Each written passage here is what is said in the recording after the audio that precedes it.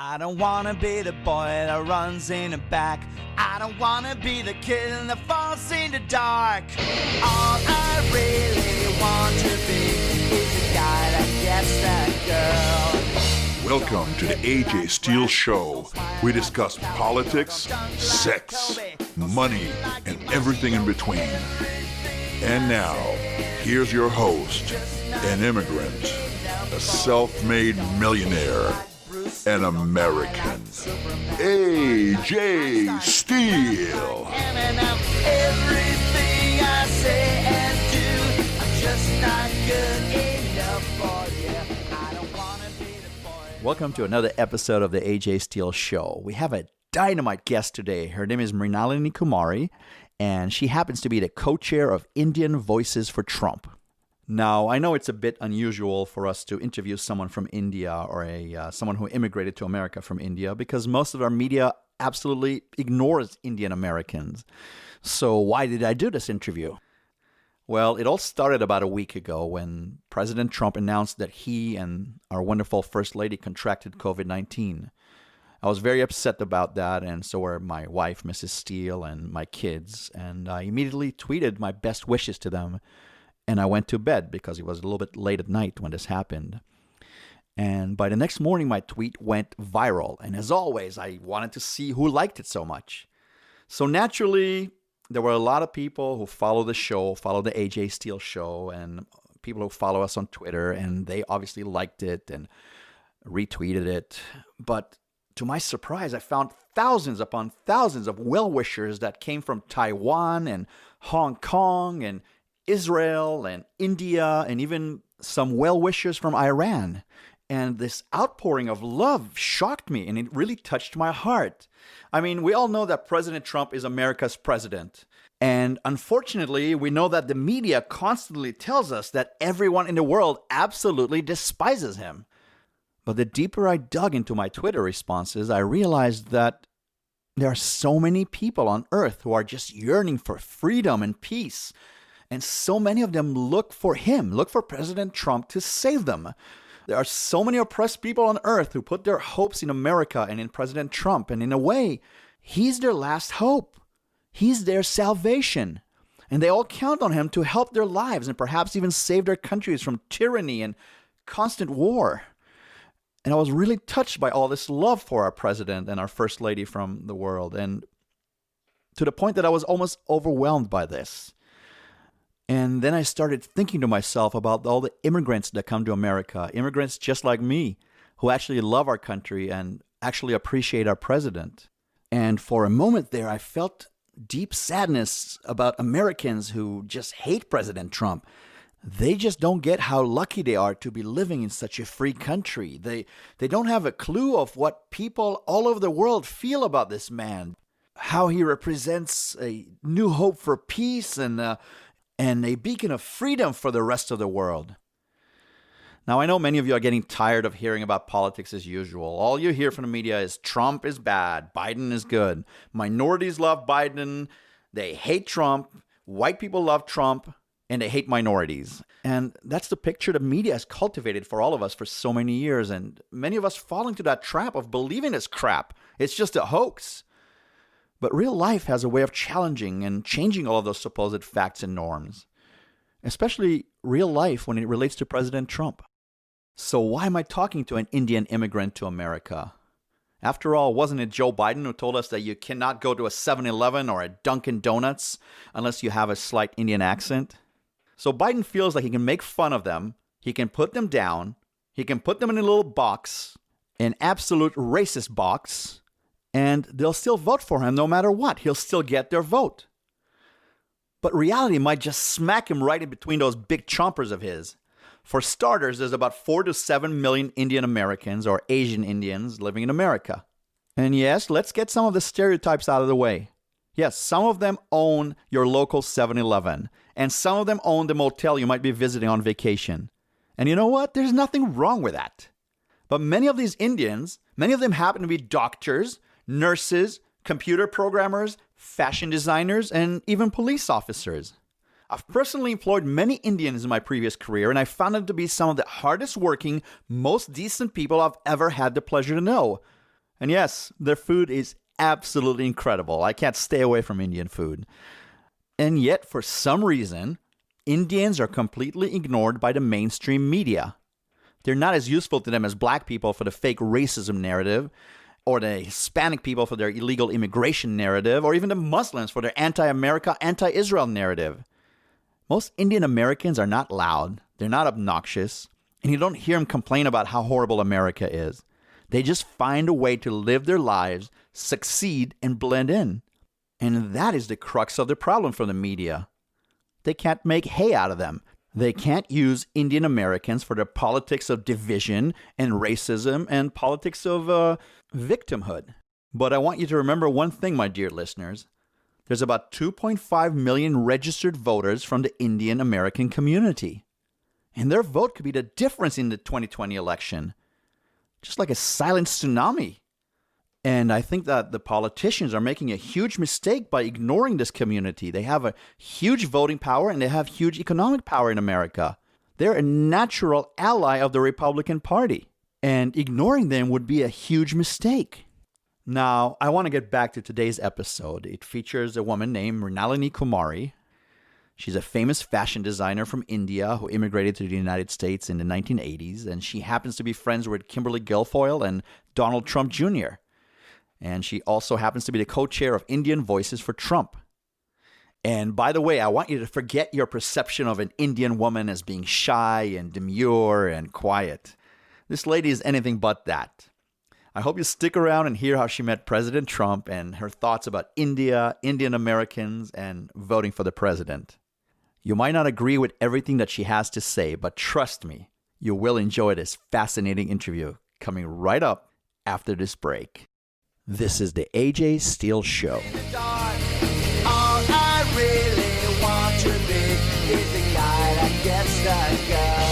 The AJ Steele Show.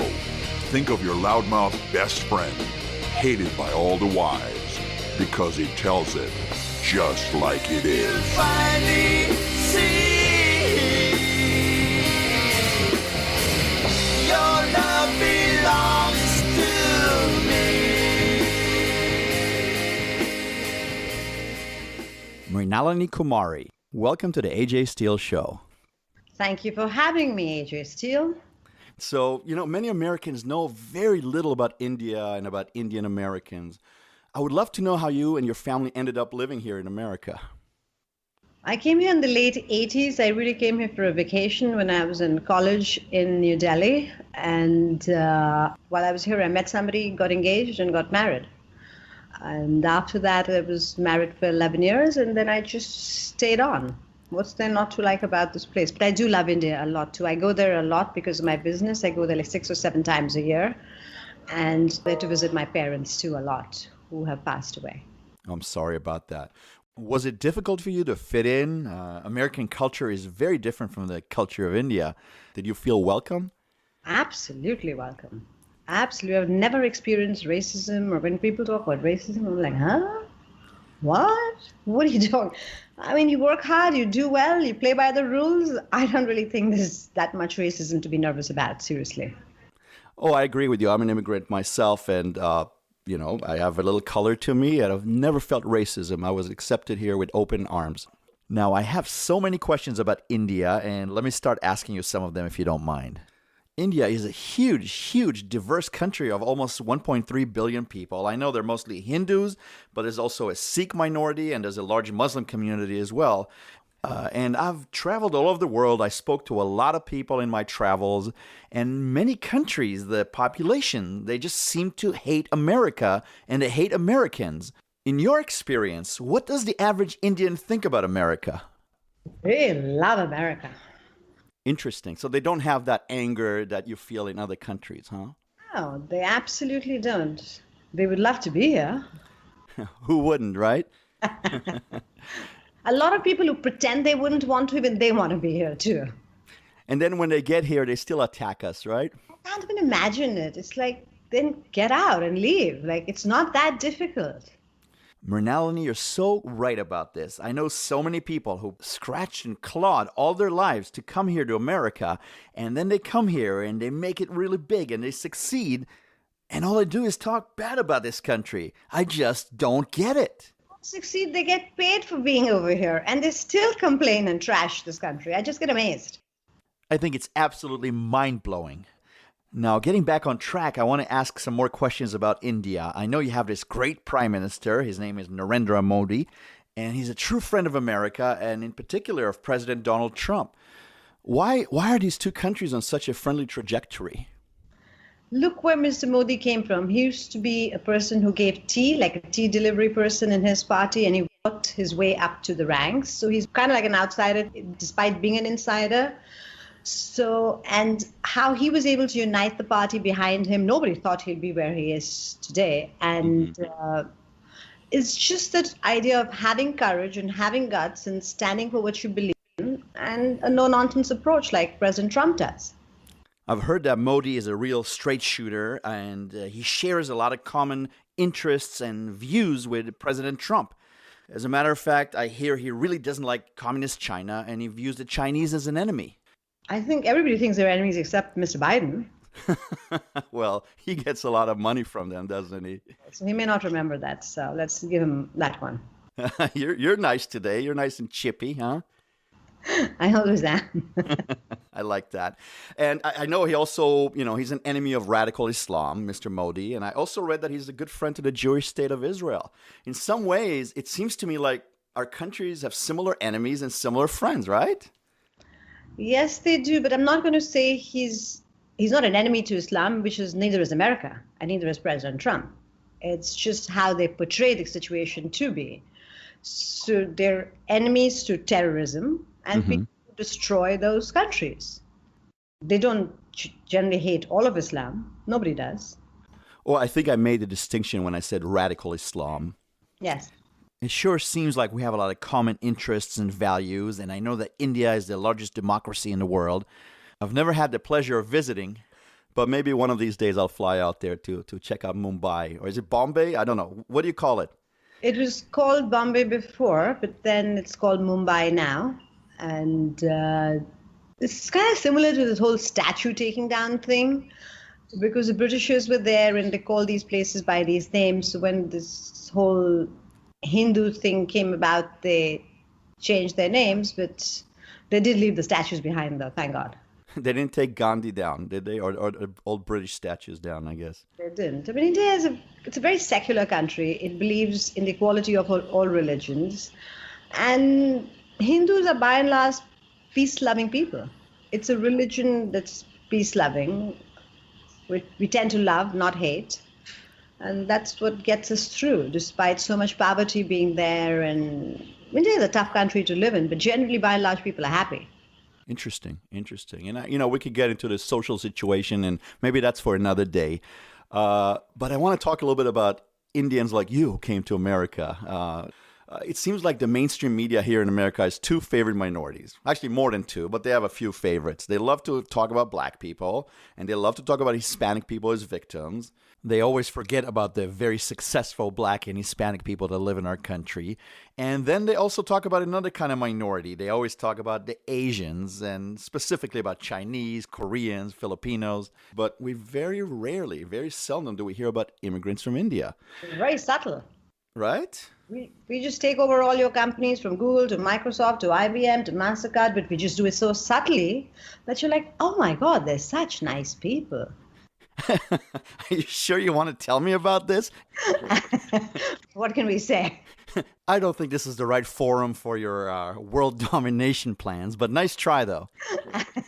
So how many of you are here in America? How many Indians live here? I think they're close to 7 million. I could be wrong. I think 2.5 voting population.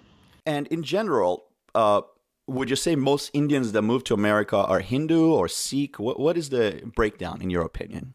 All of them. They're Hindus, Sikhs, Catholics, because Indians have a lot of Catholics and Christians too, and they have all the religions there. They have Jewish people in India too.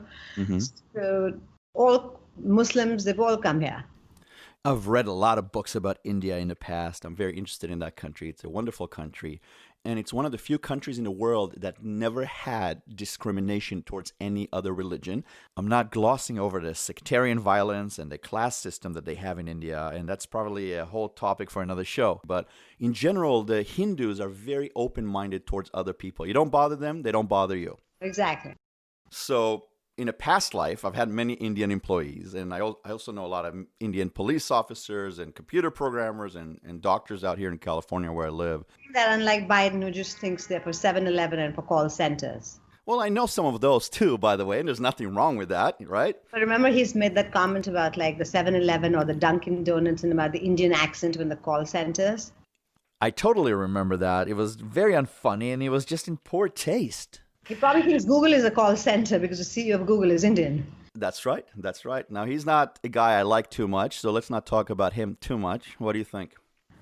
I like him. It's just, big tech is stuff for President Trump unless he really comes out and speaks to them. I mean, President Trump is such a charismatic guy that actually I do think if he actually just sits down and talks to them, there'd be a change of heart and a change of mind. Well, that's very interesting. Last week, we did an interview with a writer for Breitbart. His name is Alan Bukhari, and he was talking about how big tech is just out to get President Trump, which is very sad, actually. I don't really think so. Some of it is a lot of misconception. And if that's even the case, nobody can give President Trump's message better than he can himself. It takes a phone call, it's having them over, having a conversation, and taking it from there. The AJ Steele Show will be right back. You're listening to the AJ Steele Show, where no topic is off limits, no discussion too harsh, no truth more true. The AJ Steele Show, we tell it like it is. All I really want to be is a guy that gets a girl. All I really want to We continue our interview with Mrinalini Kumari, co-chair of Indian Voices for Trump. So the Democrats out there keep telling us that all minorities, they all vote Democrat and they don't like President Trump. Is that true? Yes, I wasn't a great President Trump believer either myself. I drank the Democratic Kool-Aid for a very long time. After meeting him and after seeing him and after understanding a lot of what he's done and for the people and for small businesses, that's how I changed my mind also. I believed all the stuff that I saw on CNN and MSNBC, and I just really didn't like how he handled the coronavirus, because for us Indians, the health is important, education is important, and business is important, and religious freedoms are important. So I'm not going to say that it was an A+ done on the coronavirus situation. He was the person who did stop people from China from coming over, which no other president would have had the courage to have done that. But other than that, he stood up and he stood for the American people by getting them out the checks, by getting them the stimulus that they needed. Everybody who actually works and who's worked through the pandemic loves him. People from the doorman, from like bodega owners to deli owners to police officers, the actual working class who worked through COVID love him. I couldn't agree with you more on this one, because I personally know many working people, and anybody that works hard, pays their taxes, does the right thing, cares about their family, most of these people support President Trump. Sadly, though, because I live in Northern California, it's very hard to hear any of these voices because people are too scared to say that they support President Trump. While a lot of them do, but they just can't talk about it. I mean, imagine being in a country that you're fearful to say as to who you like. You know, I've never even imagined in my wildest dreams that this would ever happen in America. But I'm afraid it is heading that way, isn't it? Yeah. I mean, they're allowed to say whatever they want to say, and I listen to their opinions. I've listened to it for a long time. I'm a recent convert. So all this while I listen to them, even I still do now. But if I say something, it's just the anger, the outrage that comes out of them. I find it unbelievable. I agree with you. And I'm a former Democrat myself. I voted for Bill Clinton. I was a Democrat. I was a liberal. I changed my mind. Right after 9/11 happened, I just looked at everything from a different perspective and I changed all of my views. But I used to be on the other side and I always respected Republicans. And now that I'm not a Republican, I'm probably an independent. But I have a lot of respect for both sides, and I agree with some things that the other side says, but I don't have this insane hatred. I find it amazing how the other side is getting so controlled by and consumed by this whole Marxist, Maoist agenda that they don't even care that the most beautiful cities are getting destroyed. Like New York City, if you see, these are like the jewels of America, the aspirational cities that the entire world wants to come to. And you're messing all this up just because you hate one man? Well, I think it's a whole system against one man. I think it's a ruling class. It's a deep state. It's globalism. I think it's a whole system that's aiming at him because he's not a part of the game. He's not a part of the game, exactly. So let's get back to Indians a little bit because I think that's your area of expertise. So, like I was saying, I know so many Indians, but many of them are very quiet. They're not very outspoken. They're extremely intelligent, but they don't like to talk a lot about their politics or make waves. Where do you think they stand on American politics from a social and from a fiscal perspective? They're changing. They always primarily voted Democrat before, but they're all changing. Most of them that I speak to, other than the COVID situation, which is very, very important to them, but though they do agree what he's done regarding vis-a-vis the therapeutics, vis-a-vis the vaccine, could not have been done by anyone else. They love him. They're changing their minds. They're seeing what the Democrats are. And safety and security for us Indians and even for Pakistanis are extremely important. It's a very important part of our lives. We want to feel safe. It's interesting that you mentioned the Pakistanis. Now, India and Pakistan are in constant war. Are we all friends here in America? Yes, absolutely. I think that's the beauty of America, isn't it? Yes, that's the beauty of America, yeah. So let me ask you a little bit more about Indian immigrants, and then we'll get to Trump a bit more.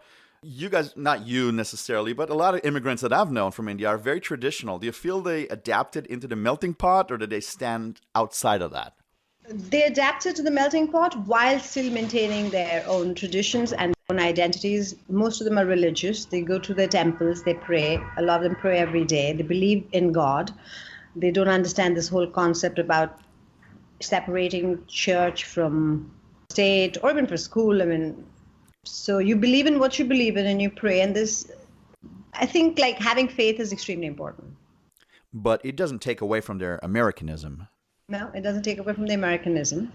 But just having faith and being close to your own culture and your own traditions is extremely important. The rituals, and I see a lot of them, they're very into it, even the younger kids too. And that's the reason those kids are able to be away from what, like, say, the Hispanic kids go through, the Black kids go through, because the families are a part of their lives every single day. So it's not much chance for them to be alone or to be doing things that can get into trouble. And education to us is so important that we just hammer it on them that they have to study, they have to study. Oh, we know that. So what are the American-born Indian kids like? They're better than the Indian-born Indian kids over there. Because Indian-born Indian kids over there have become so mesmerized by thinking what America is, right? So, and this whole social media and electronics and the access that they have, and I think it's not really helping them. While the Indian kids over here tend to appreciate education much more, and they've seen how hard their parents have worked, which is a book like Outliers says, well, Malcolm Gladwell's theory was all about, was that if you see your parents work really hard, you tend to also become that person too.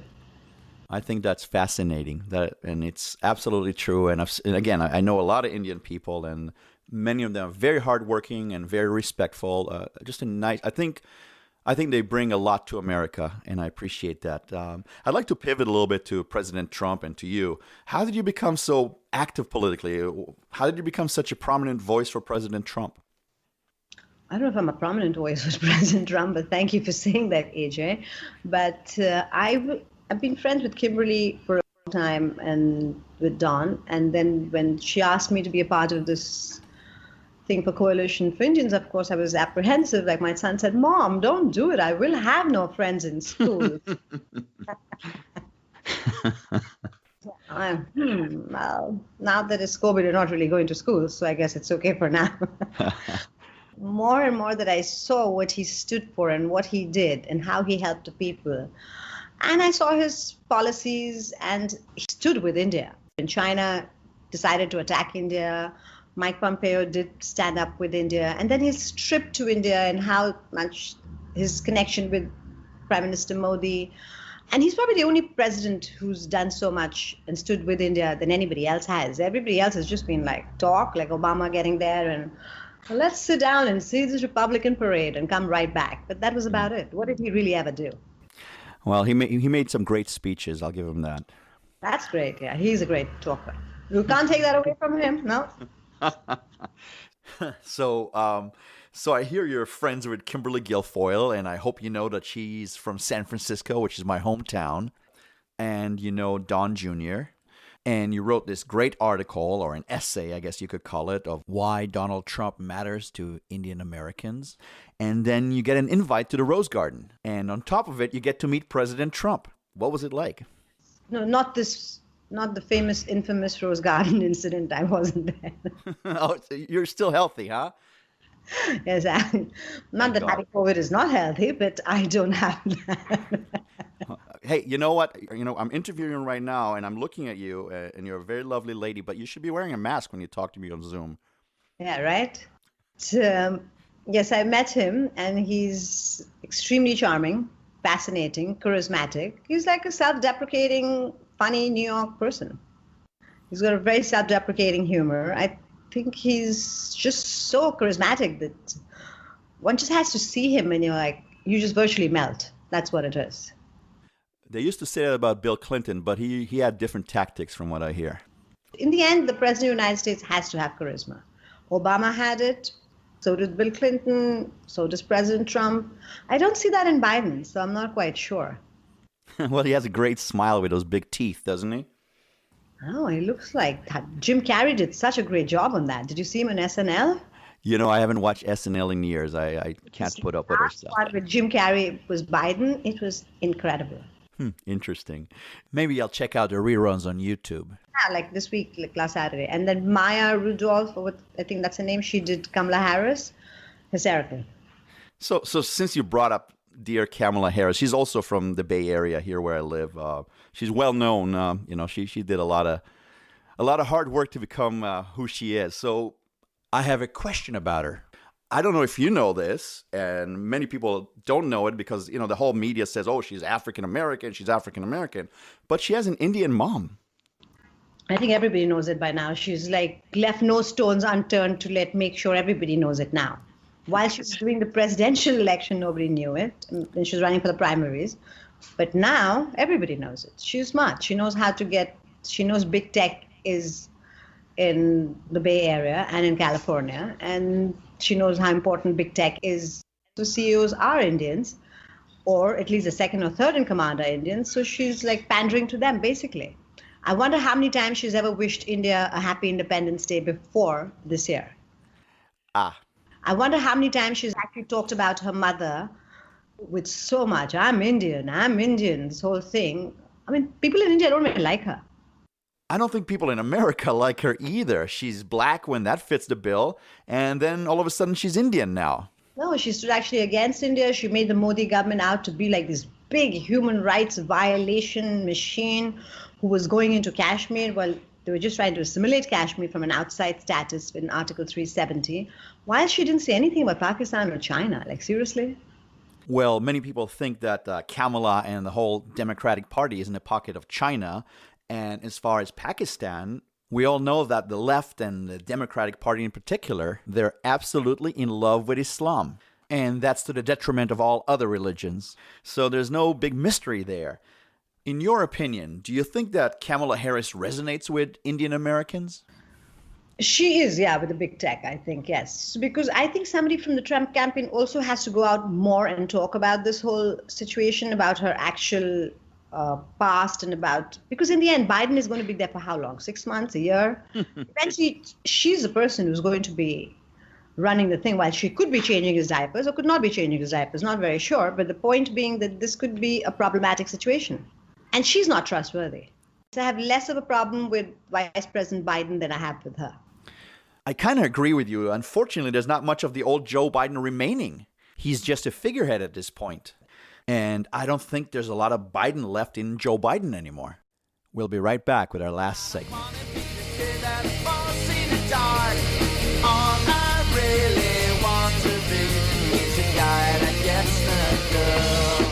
AJ Steele. Not right, not left, just right. Don't float like Ollie, don't sing like Howard, and don't cry like a pussy. Our interview with Mrinalini Kumari continues. So we all know the election is going to be an uphill battle for President Trump, and he's going to need every single vote to beat Joe Biden. Because he's not just fighting Joe Biden, he's fighting the media, he's fighting the deep state, he's fighting big tech. Do you feel that Indian Americans might be the surprise difference in this election? Indian Americans really can make a surprise difference to this election, but somebody has to appeal to them and explain this to them well. Firstly, the reality of Kamala Harris has to be spoken to them. She has never supported India. She's done nothing for them, and neither has Biden. And there is a man who supports your country, who's actually going against a superpower like China for you and out on a limb. Aren't we going to support him? What are we doing? I think that's a good question for all Americans because I was just talking to a friend yesterday about this.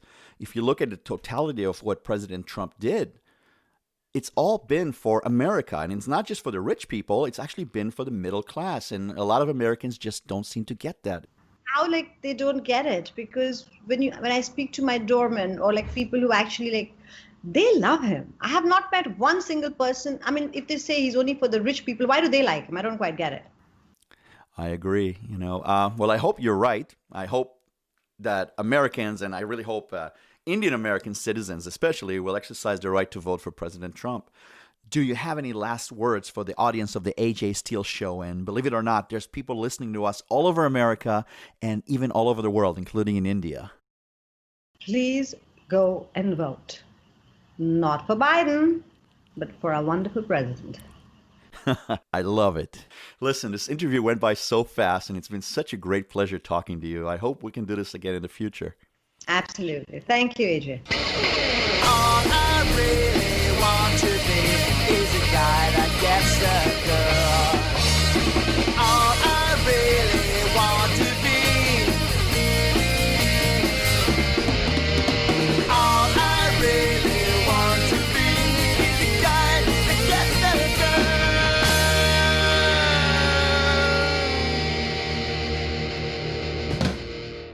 The AJ Steele Show, copyrighted 2020.